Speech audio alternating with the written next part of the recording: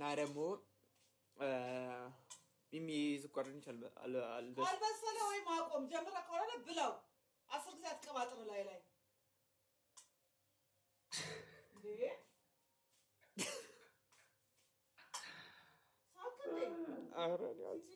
አልገሽንም አዲስ አለቃቀዛም ጥጄ ነኔ ቀዘቅ ያለለ እና ወደ ጎዳይ ስመለስ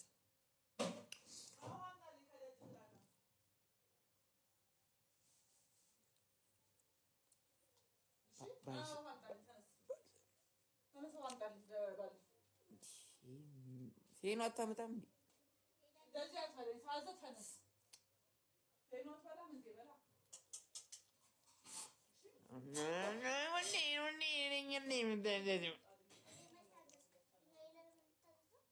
እንዴ?